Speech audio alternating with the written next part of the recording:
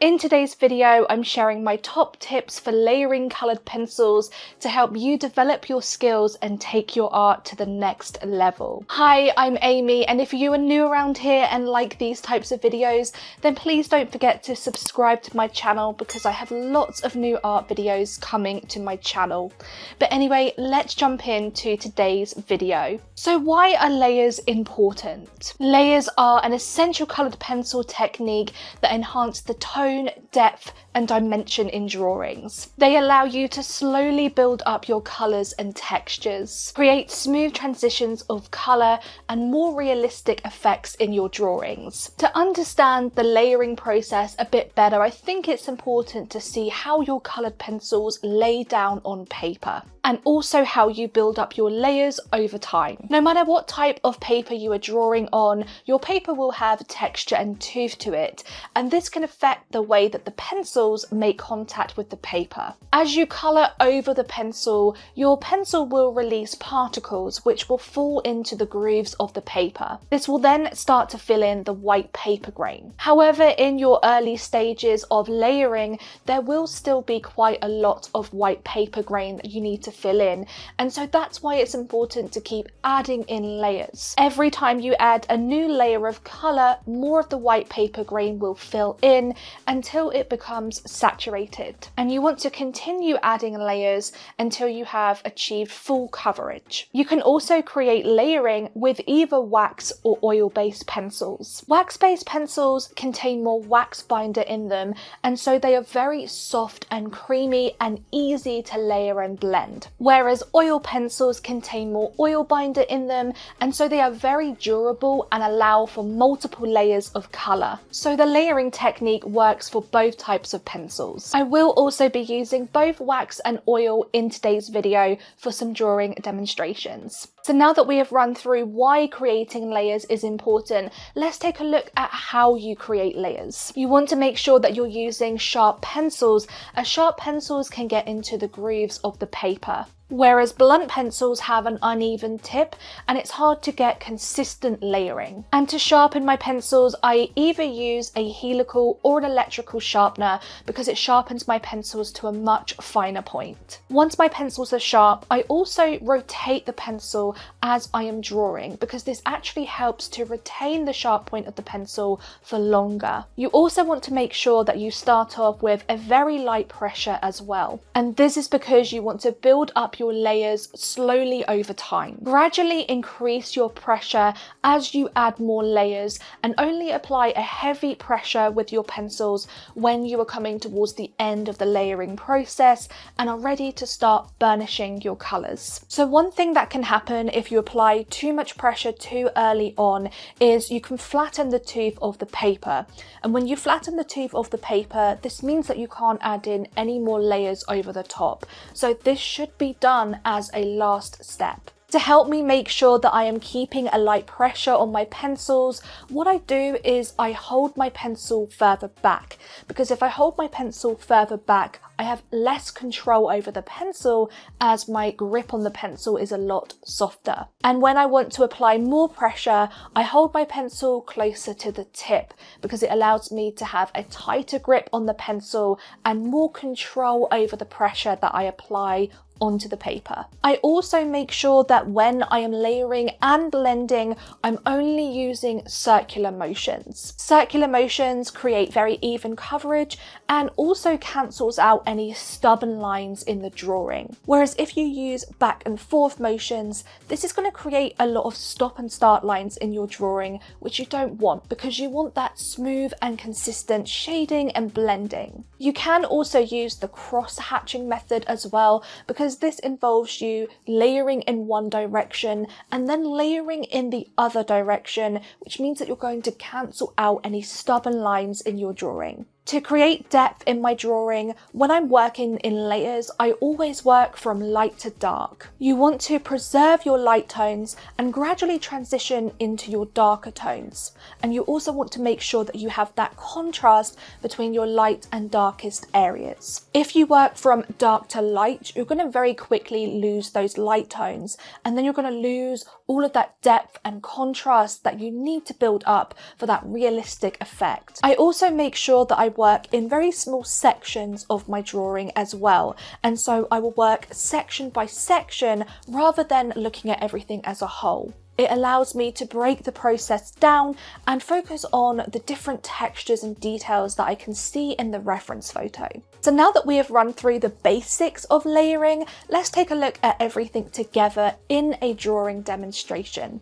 And I'm going to run through some key points as I am demonstrating this drawing. The first layers I'm going to create are my base layers. The base layers are the initial colours applied to your drawing, and they serve as the foundation for your drawing as well. The base layers are normally your lightest tones in a drawing, and to help me identify this, I always spend a little bit of time analysing my reference photo. I like to do this in Photoshop, but I also do use colour swatches so that it can help me identify and pick the right colours for my drawings. You might also find that the lightest colour in one area of your drawing is different to another, and so you need to bear in mind that you might need to use different colours for your base. You also need to make sure that when you start this process, you're following all of the tips and techniques that I showed you before. So for example, you are creating very light layers of colour using a very light pressure with your pencils. I also create very smooth coverage by making sure that my pencils are nice and sharp, and I'm also using circular motions. You want to keep your light layers at this stage very light because it's important to preserve them, and you want them to show through the drawing later on. And you also don't want to apply too much pressure to the paper and flatten the tube of the paper, because then you won't be able to add in any more layers. You also want to make sure that you pay attention to any colour changes, and so if you want to work in one colour to another, it's very important to slowly ease off the pressure with the first pencil and then gradually work in the second colour, and that will really help you to create that smooth transition of colour. I'm also making sure that I'm preserving my highlights by not adding in a lot of colour into these areas, and this is really important because you don't want these areas becoming too muddied, so it'd be really hard to redefine those highlights later on. Once I have added in my base layers of colour and my lightest tones, it's really important to try and incorporate some midtones. Midtones are crucial because they act as those transitional values between your lightest and darkest tones, and so without them your drawing is going to lack a lot of dimension. You will also have a very harsh contrast between your lightest and darkest tones rather than that soft and subtle transition between colours. Adding in midtones will allow you to incorporate a lot more balance into your drawing, as well as a much wider range of colours. All of these additional colours are going to allow you to have much more saturation and colour richness in your drawing as well. So what I'm doing at this stage is I'm really focusing on trying to incorporate more colours here and create that really soft transition as we transition from the lightest tones into the midtones and then eventually our dark tones. I am applying a very light pressure with my pencil still, and I'm varying my pressure as I am working colours into each other as well. And you can also see that as I'm adding in more layers, the paper is becoming a lot more saturated and there's much more richness of colour as well, which is exactly what we want for that realistic effect. And again, one thing that helps me keep my pressure very nice and light is to really focus on my hand position. So as you can see, I'm holding my pencil fairly loosely and I'm also holding it further back.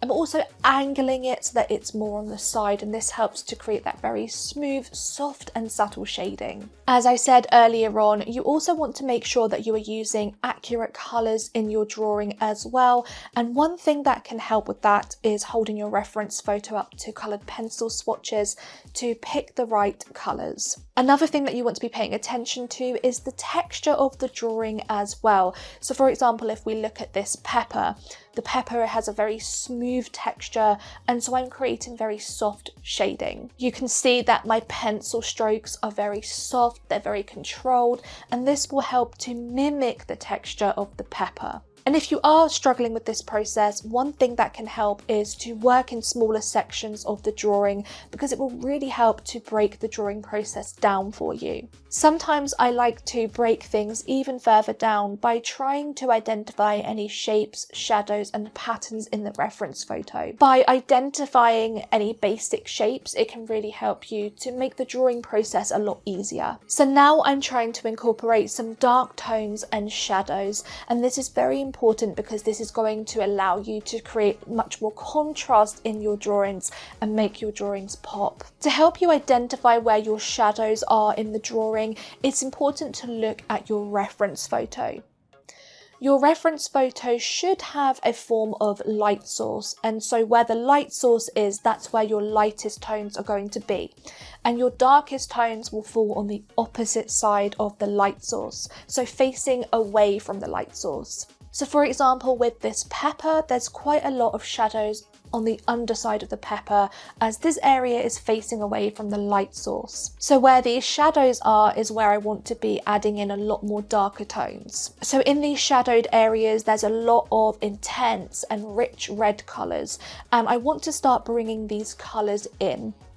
I'm also applying a bit more of a heavier pressure because these colours are very intense and I really want to create that saturation in the drawing. So to apply more pressure to the paper, I hold the pencil closer to the tip, and this allows me to have a tighter grip on the pencil and more control. You also want to make sure that you are using accurate colours for your shadows as well.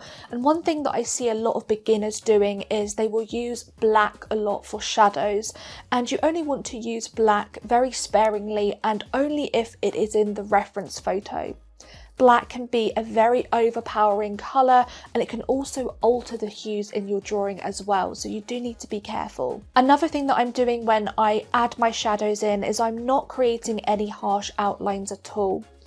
I know that some people might think that creating harsh outlines can make your drawing stand out more, but it actually has the opposite effect, and it can make the drawing look very unnatural and unrealistic. So never create harsh outlines in your drawings. And as I get towards the end of my layering process, I'm ready to apply a much heavier pressure to start burnishing these colours into the paper. What I'm trying to create with this drawing is that very smooth, almost shiny effect to the pepper, and so I'm trying to create that very soft, smooth blending. Again, I'm holding my pencil closer to the tip so that I have more control and I'm able to apply more pressure to the paper. Once I have finished the drawing, I always take some time redefining my highlights, details and shadows, because as I said, it's very important for your drawing to have a lot of contrast and value. So for example, with this pepper, there are some areas where there's very bright highlights, and so I'm taking the time to redefine these highlights and just make them stand out a little bit more. I'm also taking some time to go back over some of the shadows and re-intensify them, and also add in a few more details, for example, in areas such as the stalk. I do also just want to say that adding in details is a little bit more easier for me to do with oil pencils, because oil pencils have a harder lead and so they're more durable and they're able to retain a sharp point for longer. And so with this aspect of the drawing, I'm actually making sure that I'm using oils to get those details in. However, on the flip side, I do find that wax-based pencils are better for really redefining highlights, and that is because they are softer, but also I do find them more opaque than most oil pencils. So you can really get the best of both worlds, and that's why I said this technique works for both wax and oil-based pencils. So we're just coming towards the end of this video now, and I really hope that you picked up lots of helpful tips as a beginner when it comes to layering coloured pencils. If you did enjoy this video, then please make sure that you like, hype and subscribe to my channel, because it really does help me out and I would love to have you here. I upload videos to my channel every single month, and I will be back with a brand new video very soon, but until then, keep creating and I will see you soon. Bye everyone.